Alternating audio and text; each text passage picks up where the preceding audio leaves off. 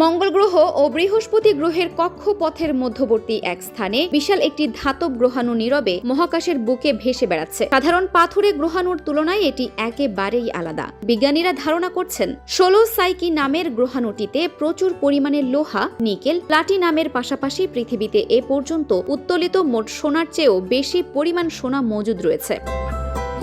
এসব খনিজের বাজার মূল্য অনেক বেশি বলে গ্রহাণুটিকে ট্রিলিয়ন ডলারের গ্রহাণু বা মহাকাশের গুপ্তধন হিসেবে অভিহিত করা হচ্ছে। আর তাই বিপুল খনিজের সন্ধান পাওয়ার পাশাপাশি গ্রহাণুটির বিস্তারিত তথ্য জানতে এরই মধ্যে স্পেস এক্স এর ফ্যালকন হেভি রকেটের মাধ্যমে মহাকাশ যানও উৎক্ষেপণ করেছে নাসা। 1852 সালে ইতালির বিজ্ঞানী অ্যানিবালে দে গ্যাসপ্যারিস প্রথম সাইকি গ্রহাণু আবিষ্কার করেন।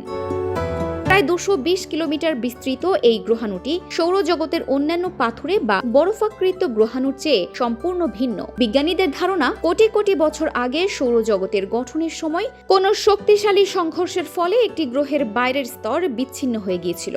সাইকি হলো সেই ধ্বংসপ্রাপ্ত গ্রহের অবশিষ্টাংশ বা ধাতব কেন্দ্র। নাসার তথ্য মতে বর্তমানে গ্রহাণুটি কোটি কোটি কিলোমিটার পথ পাড়ি দিয়ে গ্রহাণু বেল্টের দিকে এগিয়ে যাচ্ছে। আশা করা হচ্ছে 2029 সালে এটি তার গন্তব্যে পৌঁছাবে। গ্রহাণুটির তথ্য সংগ্রহের জন্য 2023 সালের অক্টোবরে একটি মহাকাশ যান পাঠানো হয়েছে।